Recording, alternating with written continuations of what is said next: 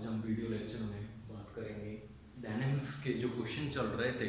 Example मैंने complete करवा दिए थे, जो क्वेश्चन चल रहे थे इससे पहले जो क्वेश्चन करवाया था वो क्वेश्चन नंबर 11 था। ठीक है, काफ़ी इंपॉर्टेंट क्वेश्चन था, वो आता रहता है। अब हम क्वेश्चन नंबर 12 की बात करेंगे। ये भी अच्छा क्वेश्चन है। क्वेश्चन नंबर 12 बड़े नहीं है, छोटे क्वेश्चन है लेकिन बढ़िया क्वेश्चन है। ठीक है, देखना क्वेश्चन नंबर 12 क्या कह रहा है। किसी ग्रह का सूर्य के चारों ओर, मैं पहले लिख लेता हूं इसको, किसी ग्रह का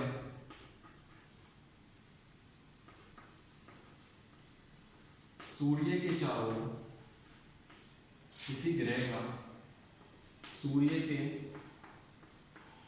चारों ओर अपनी सकेंद्र कक्षा में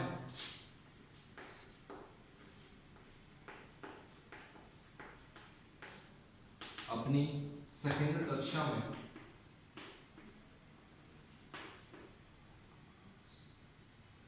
अधिकतम एवं न्यूनतम वेग क्रमशः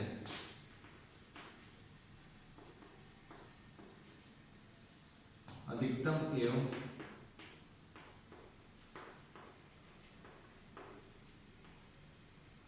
न्यूनतम वेग क्रमशः कितने दिए इसमें 30 तथा 29.2 किलोमीटर पर सेकंड है। 30 तथा 29.2 किलोमीटर पर सेकंड है। क्या पूछ रहा है क्वेश्चन में? ये कह रहा है कि सकेंद्र कक्षा की उत्केंद्रता याद करो। क्या याद करो? सकेंद्र कक्षा की उत्केंद्रता याद करो। सकेंद्र कक्षा की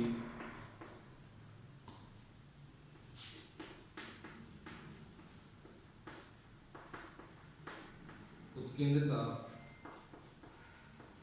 याद करो। देखो क्या कह रहा है कि किसी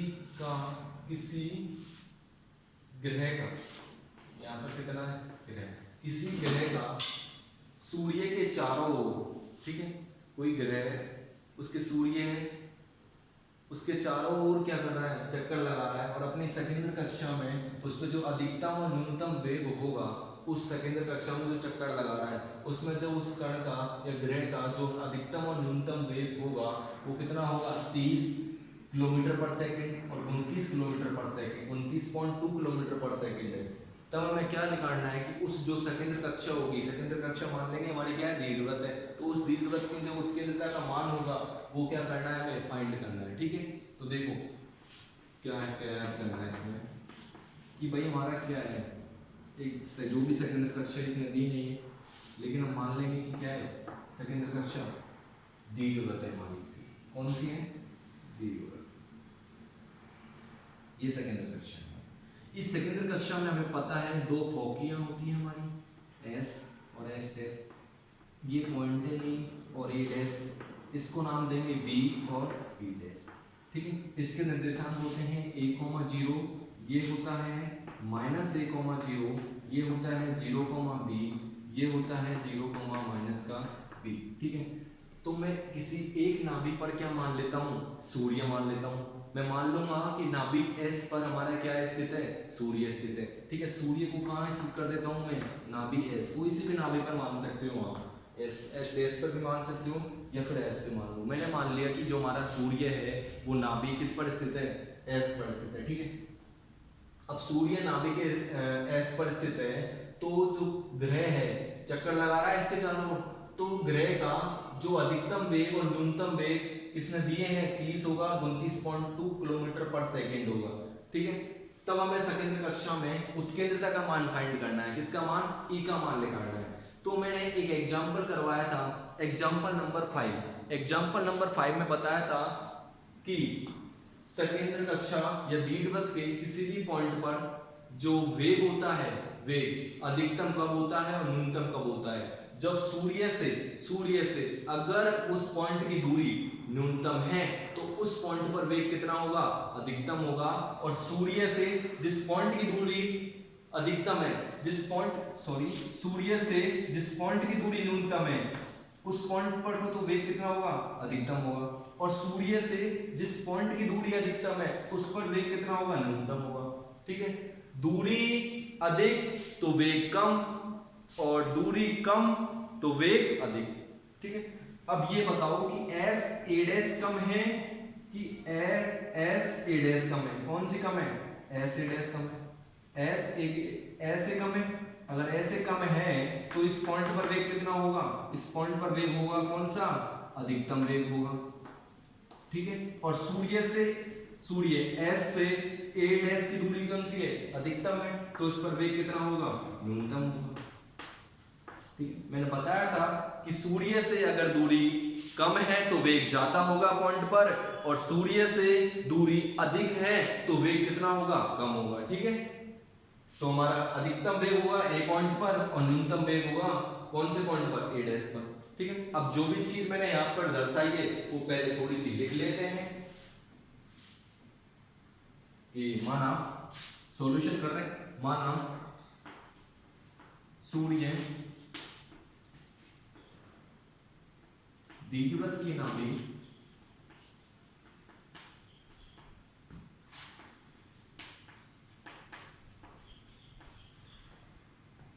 एस पर स्थित है,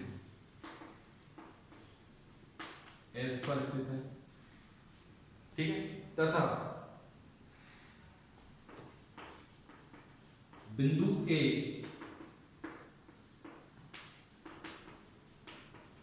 नाभि एस से कितनी न्यूनतम के अधिकतम दूरी न्यूनतम दूरी पर स्थित है। ए पॉइंट जो एस से कितनी दूरी पर स्थित है, न्यूनतम दूरी पर स्थित है। ठीक है, बिंदु ए नाभि एस से न्यूनतम दूरी पर स्थित है, तथा बिंदु ए डैश ये अधिकतम दूरी पर स्थित है, बिंदु ए डैश अधिकतम दूरी पर स्थित है,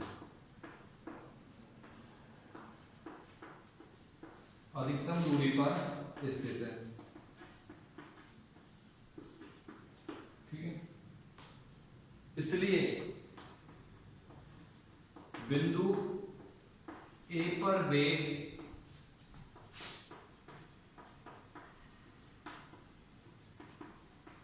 अधिकतम तथा बिंदु ए डैश पर वेग न्यूनतम होगा।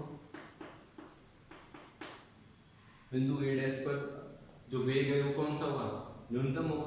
ठीक है, अब देखो नाउ हमने पढ़ा हुआ है कि v बराबर कितना होता है, h अपॉन p होता है, वेग का फॉर्मूला v बराबर h अपॉन p होता है। ठीक है, v बराबर h अपॉन p, तो दें इक्वेशन नंबर 1 देते हैं इसको, इक्वेशन नंबर 1 देते हैं। ठीक है, इक्वेशन नंबर 1 देते हैं। अब ये v का मान कब अधिकतम होगा और कब न्यूनतम होगा ये देखना है। तो v का मान अधिकतम और न्यूनतम कब होगा, ये स्मॉल p दूरी का काम कर रही है, यानी कि जो यहां से यहां तक की दूरी है उसका काम कर रही है, कि मतलब ये डिस्टेंस क्या है, स्मॉल p क्या है, यहाँ पर दूरी है। ठीक है, ये v का मान अधिकतम तभी होगा जब ये दूरी कैसी हो, कम।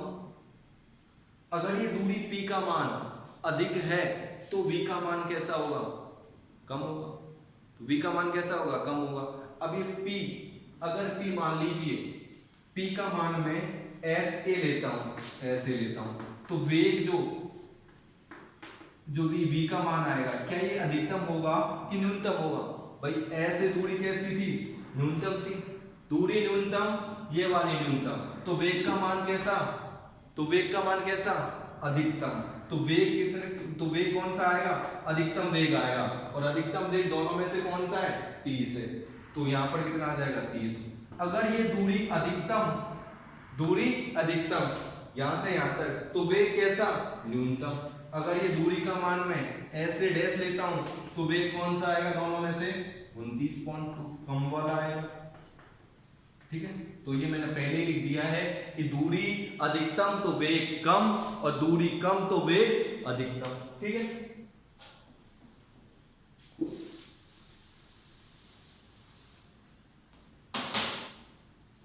तब इक्वेशन नंबर 1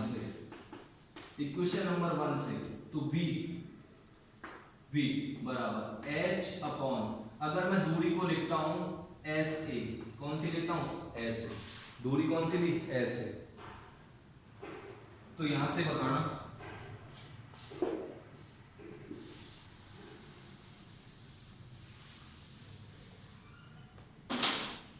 तो यहां से h अपॉन एस ए, तो वेग कौन सा आएगा, वेग अधिकतम वाला आएगा कि कम वाला आएगा, ऐसे दूरी कौन सी थी एस ए, दूरी थी न्यूनतम दूरी, तो वेग आएगा अधिकतम, तो वेग अधिकतम वो 30 और 29.2 में से अधिकतम वेग कौन सा है 30 है, तो यहाँ पर वेग कौन सा आ जाएगा 30 वाला आ जाएगा, कौन सा आ जाएगा 30 वाला आ जाएगा, तो h बराबर कौन सा, h की वैल्यू कितनी आ जाएगी 30 और ऐसे को इधर भेजेंगे तो ये मल्टीपल में चला जाएगा। इक्वेशन नंबर 2 तथा ये मिटाना ही पड़ेगा, तथा h अपॉन, अगर मैं दूरी a dash s a dash लेता हूं तो वेग कौन सा वाला आएगा 29.2 वाला आएगा। मैंने पहले ही कहा था p का मान कम तो वेग ज्यादा, p का मान ज्यादा तो वेग कम। ठीक है, यहां से h की वैल्यू कितनी आ जाएगी 29.2, s a डैश आ जाएगी। इक्वेशन नंबर 3 e का मान निकालना है, उत्केंद्रता का मान। समीकरण नंबर 2 को देखो, समीकरण नंबर 3 को देखो। समीकरण नंबर 2 व 3 से LHS बराबर तो RHS भी बराबर। Now by equation number 2 and 3 तो देखो 2 and 3 का LHS बराबर है तो RHS भी बराबर होगा, तो RHS भी बराबर होगा तो 30 SA बराबर 29.2 SA डैश आएगा। ठीक है, अब इसको सॉल्व करेंगे और किसका मान निकालेंगे उत्केंद्रता का मान निकालेंगे। इसको सॉल्व करने के लिए हमें किसका मान चाहिए ऐसे का मान चाहिए, बिंदु ए की एस से दूरी और बिंदु ए डैश की एस से दूरी, दोनों का मान चाहिए। तो हम क्या करेंगे यहां पर इसको नाम देंगे इक्वेशन नंबर 4। अब दोनों के दोनों मान निकालेंगे, यहां पर ऐसे का मान निकालेंगे और ऐसे डैश का भी मान निकालेंगे। ठीक है, तो देखो चूंकि एस ए बराबर, अब ऐसे का मान कितना आएगा, ऐसे का मान देखना, ये था एस, ये था ए पॉइंट और ये था ए डैश। अब ऐसे का मान निकालना है, यहां से यहां तक का मान निकालना है। टोटल दूरी कौन सी ए, टोटल दूरी कितनी है यहां से यहां तक की दूरी ए। अगर ए ओए में से मैं, टोटल है ओए में से मैं कितना घटा दूं ओएस घटा दूं तो मेरी ये वाली डिस्टेंस निकल जाएगी। अगर मैं ओए में से ओएस घटा दूं, इस टोटल में से इतना घटा दूं तो इतना आ जाएगा। और हमें पता है टोटल कितनी होती है यहां से यहां तक की ओए कितनी होती है स्मॉल ए होती है और ओएस कितनी होती है ए ही होती है। इन दोनों से कुछ कॉमन आ रहा है ए, तो अंदर बचेगा 1 माइनस सी। ये हमारी डिस्टेंस आ गई ए पॉइंट की सूर्य एस से दूरी। ठीक है, यानी कि एस से आ गई हमारी। इसी प्रकार हम क्या निकालेंगे ऐसे डैश निकालेंगे। तो देखो ऐसे डैश कितनी आएगी, ऐसे डैश का मान आएगा हमारा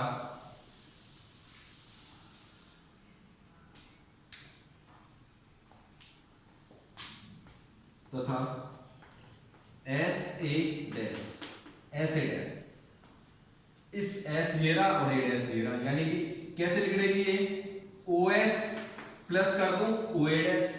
हमें पता है ओएस कितनी होती है ए और ओए डैश कितनी होती है स्मॉल ए। ठीक है, दोनों को जोड़ देता हूं तो ओ एस प्लस का ओ ए डैश। तो देखो ध्यान से ओ एस होती है ए और ओ ए डैश का मान होता है ए, तो यहां से दोनों से कुछ कॉमन आ रहा है स्मॉल ए, तो अंदर बचेगा 1 प्लस सी। कितना बचेगा 1 प्लस सी। अब हमारे पास में ऐसे का मान भी आ चुका है ए 1 माइनस स्मॉल ई और ऐसे डैश का भी मान आ चुका है ए 1 प्लस का ई। दोनों का मान उठा के किस में रखना है इक्वेशन नंबर 4 में रखना है। Now by equation number 4, now by equation number 4, तो देखो इक्वेशन नंबर 4 क्या बनेगी, 30 ऐसे का मान कितना है, ऐसे का मान है a 1 माइनस का e, इसमें रखेंगे a 1 माइनस e बराबर 29.2 और ऐसे डैश का मान कितना लेकर के आया है, स्मॉल a 1 प्लस का e, ठीक है, स्मॉल a 1 प्लस का e। तो देखो a से तो a कैंसिल हो जाएगा और यहाँ पे बचेगा 30, 1 माइनस स्मॉल e बराबर 29.2 1 प्लस का e, ठीक है। मेरे को मान चाहिए उत्केंद्रता e का मान चाहिए, ठीक है, उत्केंद्रता का मान चाहिए। तो देखो कैसे लिखेगा भाई उत्केंद्रता e का मान, उत्केंद्रता e का मान चाहिए तो इसमें तो गुणा कर दो किसका 30 का अंदर और इसमें गुणा कर दो किसका 29.2 का, करो कितना आएगा, इसमें 30 का 1 से करेंगे तो 30 माइनस e के साथ में करेंगे तो 30 e आ जाएगा, 29.2 का 1 के साथ में करेंगे तो 29.2 प्लस का और 29.2 का e के साथ में करेंगे तो 29.2 e आ जाएगा, ठीक है। e वाले को एक तरफ कर लेता हूं क्योंकि e का मान चाहिए इसलिए, और जो बाकी का है उसको एक तरफ कर देता हूं। तो e वाला कौन सा है, तो 30 को यहीं रहने देता हूं, 29.2 को इधर लेके आ जाता हूं, तो 30e माइनस 29.2 इधर आएगा तो ये हो जाएगा माइनस का और 20.2, ठीक है, और ये भी किस में चल रहा है, माइनस में ही चल रहा है, तो 29.2 और ये 30 इधर जाएगा तो माइनस 30, इसमें ये कितना हो जाएगा 30 और 29 दोनों माइनस के जुड़ के ये हो जाएगा माइनस का 59.2 e बराबर, और इसमें से कितना आएगा माइनस का 0.8, कितना आएगा माइनस का 0.8, माइनस से माइनस फिर कैंसिल तो आएगा e का मान लेकर के आएगा कितना 59.2, जिसके नीचे चला जाएगा तो 0.8 अपॉन 59.2, ये कैंसिल हो गया क्या, इसका जो पॉइंट लग रहा है वो दोनों से, तो e का मान आ जाएगा हमारा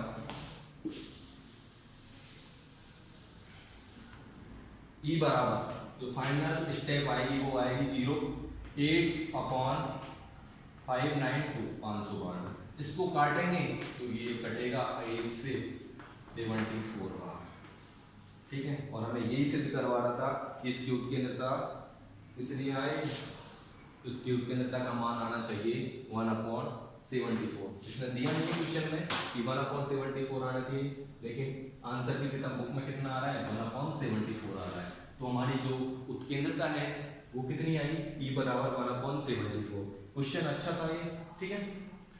तो अब हमारी ये यूनिट होती है खत्म इस वीडियो लेक्चर के द्वारा, तो यूनिट नंबर 3 हमने कंप्लीट कर लिया, इसमें 3 यूनिट पढ़ी है, इसमें यूनिट नंबर 1, 2 और 3 यानी डायनामिक्स पूरी पढ़ी है, तो ये हमारी यूनिट नंबर 3 कंप्लीट होती है।